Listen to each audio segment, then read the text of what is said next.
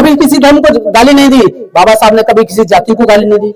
बाबा साहब का पूरा आंदोलन सिर्फ बराबरी को लेकर के था कि जो हजारों साल से बराबरी नहीं मिली है समाज को, कम से कम आज हजारों साल जो समाज है, हिंदू समाज के जो ऊपर बैठे हैं, वो लोग कम से कम आज हमारे लोगों को अपना लें। लेकिन जब आखिरी तौर पर बाबा साहब को लगा कि वो नहीं अपनाएंगे, तब बाबा साहब ने बौद्ध धर्म स्वीकार कर लिया और आज ही के दिन हमें बौद्ध धर्म दिया।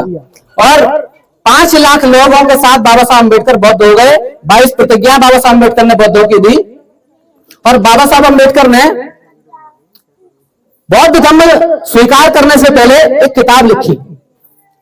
बौद्ध धर्म स्वीकार करने से पहले बाबा साहब ने एक किताब लिखी और उस किताब का नाम था बुद्ध और उनका धर्म। बाबा साहब ने जब लगातार 20-21 साल बौद्ध धर्म का अध्ययन किया तो बाबा साहब ये समझ गए थे कि बुद्ध को भारत से बहुत हिंसा के साथ खत्म किया गया, बौद्ध धर्म को। और बौद्ध धर्म का जो साहित्य था, उसकी किताबें थी, उसका लिटरेचर था, जितना भी सब कुछ लिखा गया था बौद्ध धर्म का, उसमें भारी मात्रा में मिलावट हो गई है। हो गई नहीं हो गई है? अब एक उदाहरण आपको दूं बढ़िया, आपको अजीब लगेगा। गांव में, इस गांव में बौद्ध कथा होती है क्या? एक आध बार कराई है आप लोगों ने? नहीं कराई ना? सुनिए, बौद्ध कथा और भागवत में कोई अंतर नजर आता है आप लोगों को? कोई अंतर है क्या? मुझे बताएं। कोई अंतर है? सिर्फ कलर का अंतर है, सिर्फ कलर का अंतर। इधर नीला कलर है, उधर भगवा कलर है, बाकी सब कुछ एकदम सेम है।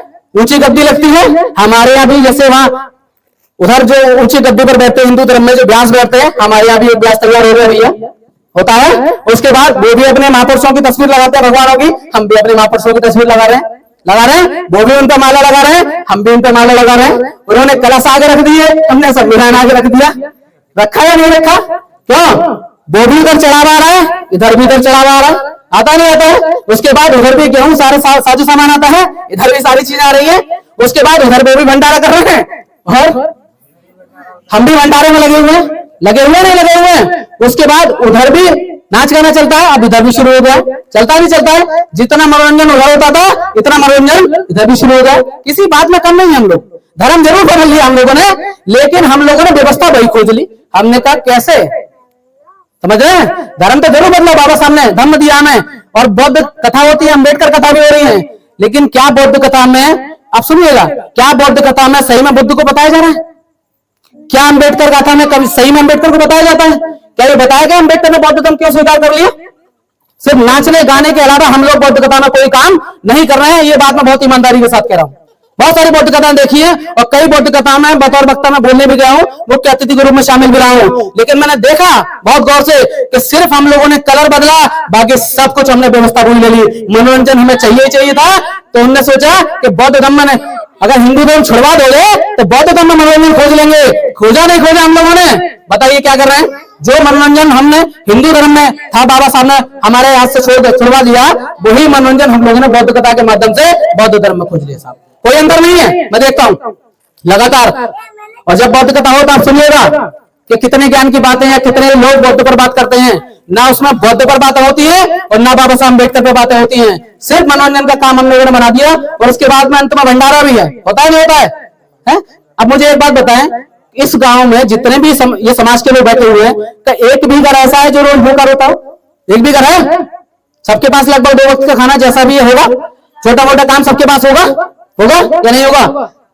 एक बार मेरे घर पर बाबा साहब अम्बेडकर की जयंती हुई थी, तो मेरे पड़ोस के लोगों ने बाबा साहब की जयंती को लेकर के कार्यक्रम करवाने की बात कही। तो मेरे घर आए वो लोग, तो मेरे घर आए तो मुझसे कहा कि डॉक्टर साहब थोड़ा सा चंदा चाहिए। तो मैंने कहा किस लिए? तो कहने लगे बाबा साहब अम्बेडकर का कार्यक्रम करना है। मैंने कहा बताइए क्या कार्यक्रम करना है? तो उन्होंने कहा तस्वीर पर माल्यार्पण करेंगे और शाम को भंडारा करेंगे। तो मैंने कहा भंडारा करेंगे? बोले भंडारा करेंगे। मैंने कहा एक बात बताइए, इस बस्ती में कितने घर हैं? तो उन्होंने कहा लगभग 60-70 घर हैं। इस कोने से लेकर के और उस कोने तक, मैंने कहा कोई भी एक व्यक्ति अगर ये कह दे कि उसे एक वक्त का खाना नहीं मिल रहा है, मैं अपने घर का राशन उस व्यक्ति को देने को तैयार हूं। कोई एक भी व्यक्ति अगर कह दे, जब इन सारे लोगों के पेट भरे हुए हैं तो इनके हाथ में कलम, कॉपी और किताब होनी चाहिए। भंडारा होना चाहिए क्या? है भंडारा?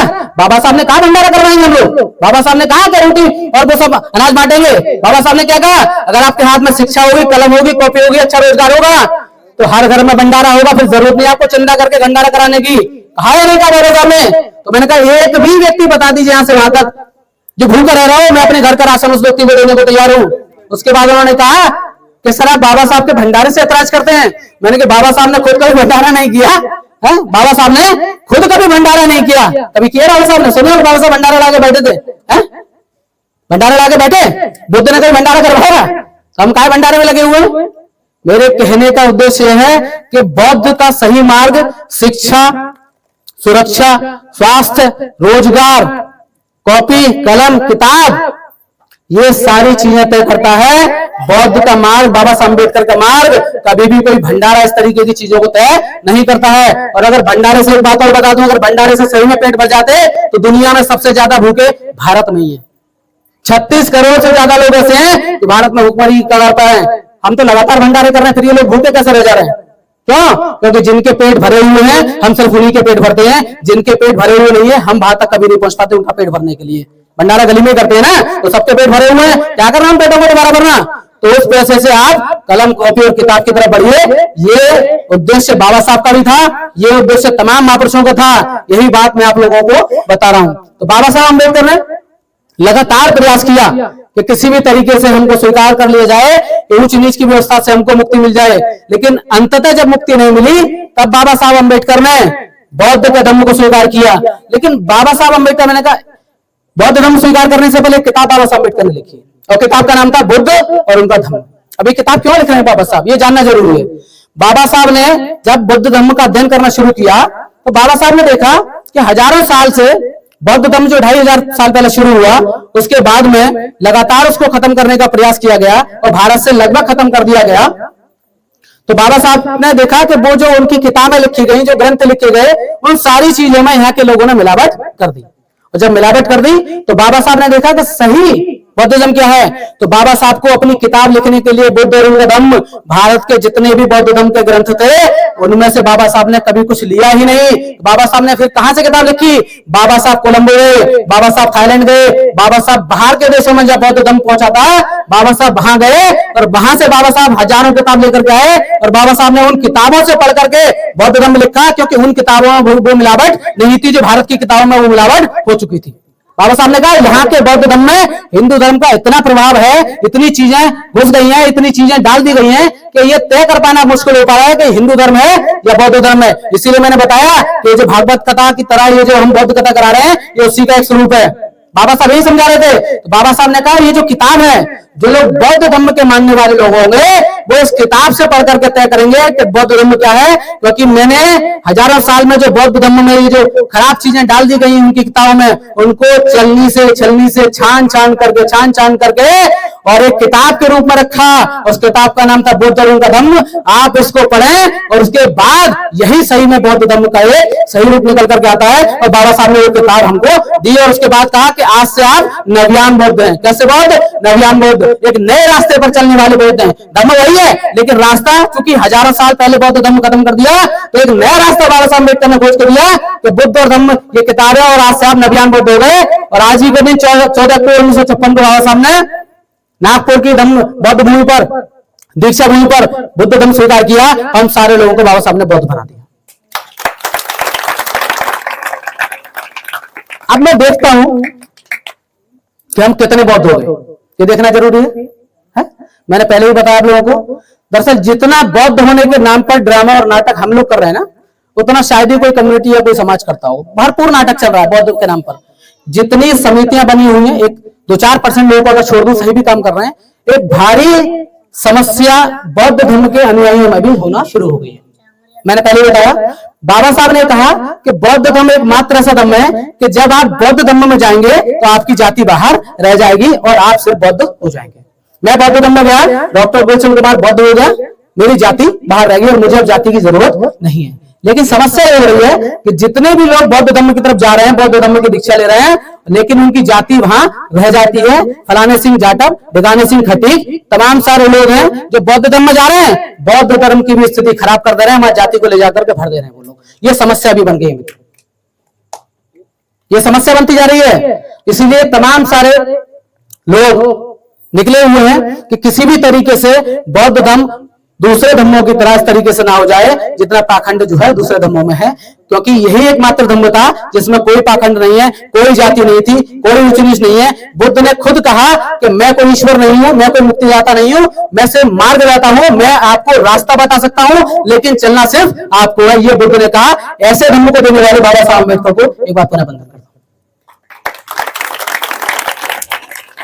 बुद्ध ने कहा दुनिया का सबसे तार्किक धर्म और जिन देशों ने भी बौद्ध धर्म को अपनाया है वो दुनिया में बहुत आगे निकल गए। आप अपने आसपास देख लिए, चाइना में, थाईलैंड में, सिंगापुर में, श्रीलंका में, जितने भी बौद्ध कंट्री हैं, जितने बौद्ध देश हैं, ये सारे लोग भारत जैसे बहुत बड़े देश से, इसका अपना इतिहास 5000 साल पुराना है, बहुत आगे निकल के जा रहे हैं ऐसे देश। क्यों? जो भी व्यक्ति बुद्ध को अपनाएगा वो तर्क को अपनाएगा, विचार को अपनाएगा, शिक्षा को अपनाएगा, स्वास्थ्य को अपनाएगा, रोटी रोजगार को अपनाएगा, वैज्ञानिक सोच को अपनाएगा। और जैसे ही वो लोग इन चीजों को अपनाना शुरू कर देंगे वो आगे बढ़ना शुरू कर देंगे। तो जिन देशों का अपना इतिहास 500 साल 600 साल पुराना है उन देशों की स्थिति बहुत ज्यादा बेहतर हो गई हमारी अपेक्षा। क्यों? क्योंकि उन्होंने बौद्ध धर्म को स्वीकार कर लिया और बुद्ध के रास्ते पर जब चलना शुरू किया तो ऊंच नीच जात पात सबको छोड़ दिया और सबको बराबर के अवसर दिए। और जब सबको बराबर के अवसर मिले तो सारे लोगों ने देश के लिए काम करना शुरू कर दिया और वो देश बहुत ज्यादा आगे निकल गए। इसीलिए बाबा साहब कहते थे कि बौद्ध धर्म में जाने का मतलब है तर्क को स्वीकार करना। बुद्ध ने कहा कि आप किसी बात को सिर्फ इसलिए स्वीकार मत कर लेना कि वो आपसे ज्यादा पढ़े लिखे व्यक्ति ने कही है। आप किसी बात को इसलिए भी स्वीकार मत कर लेना कि वो बात आपसे ज्यादा अनुभवी व्यक्ति ने कही है। आप किसी बात को तब स्वीकार करना जब वो आपकी विवेक, आपकी बुद्धि की कसौटी पर खरी उतरे। ये बात बुद्ध ने खुद लिखी। क्या मतलब है इसका? इसका मतलब यह है कि जब बुद्ध को ज्ञान की प्राप्ति हुई, इस समय बुद्ध को, तथागत बुद्ध को ज्ञान की जब प्राप्ति हुई तो बुद्ध ने कहा बुद्धम शरणम गच्छामि। क्या कहा? ये वाक्य बुद्ध ने कहा, बुद्धम शरणम गच्छामि। इसका मतलब है कि मैं बुद्धि की शरण में जाता हूं, अपने विवेक की, अपने विचारों की शरण में जाता हूं। तो बुद्ध ने कहा बुद्धम शरणम गच्छामि का क्या मतलब है कि मैं अपनी बुद्धि की शरण में जाता हूं। और जो व्यक्ति अपनी बुद्धि की शरण में जाएगा, अपने विवेक की शरण में जाएगा, वो तो हमेशा आगे जाएगा। क्योंकि जो व्यक्ति किसी दूसरे के बेकार में नहीं आएगा, जो किसी दूसरे के गुमराह होने में नहीं आएगा, जो अपने विवेक, अपनी बुद्धि का इस्तेमाल करेगा, वही बौद्ध है, वही बुद्ध है और वही बुद्धवादी है, वही बौद्ध धर्म है। बुद्ध ने कहा कि दुनिया का सबसे तार्किक धर्म मैं आपको लेकर के जा रहा हूं। आप जैसे इसको अपनाएंगे आपके हाथ में कलम आ जाएगी, जैसे आप इसको अपनाएंगे आपके हाथ में किताब आ जाएगी, जैसे आप इसको अपनाएंगे आपके हाथ में कॉपी आ जाएगी। और बाबा साहब ने कहा कि जैसे आप बौद्ध धर्म की तरफ जाएंगे, आप स्कूल की तरफ जाएंगे, आप बौद्ध धर्म की तरफ जाएंगे, आप विश्वविद्यालय की तरफ जाएंगे, आप कॉलेज की तरफ जाएंगे, और जैसे बौद्ध धर्म की तरफ जाएंगे आप मानवता की तरफ जाएंगे, ऊंच नीच को आप पीछे छोड़ देंगे। इसीलिए आप सबसे मैं भी अपील करता हूं, ऐसा धर्म जो हमें बराबरी की बात करता है, हमें बराबरी का दर्जा देता है, 3-4 हजार साल के शोषण से अगर कोई धर्म हमें बराबरी का दर्जा देने के लिए आगे आया तो वो बौद्ध धर्म था। बाबा साहब अम्बेडकर ने बड़े परिश्रम, बड़ी मेहनत के साथ में बौद्ध धर्म को हमको दिया। और 1956 में बाबा साहब अम्बेडकर ने आगरा में कहा कि ये कारवा जो मैं बड़ी मेहनत और बड़े परिश्रम से यहाँ लेकर के आया हूं, मैं अपने अनुयायियों से अपील करता हूं कि अगर इस कारवा को वो आगे ना लेकर के जा पाए तो कम से कम पीछे ना जाने दे मित्रों, उसको यही खड़ा करके रखें, उसको यही रोक करके देखें।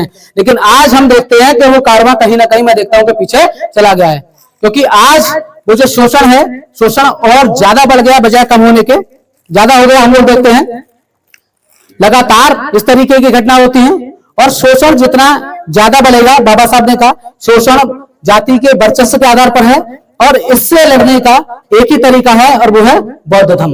जैसे आप बौद्ध धर्म की तरफ जाएंगे आपको किसी से लड़ने की जरूरत नहीं पड़ेगी, आपको किसी को गाली देने की जरूरत नहीं पड़ेगी, ना किसी जाति को, ना किसी धर्म को, किसी को कोई गाली देने की आवश्यकता नहीं पड़ेगी।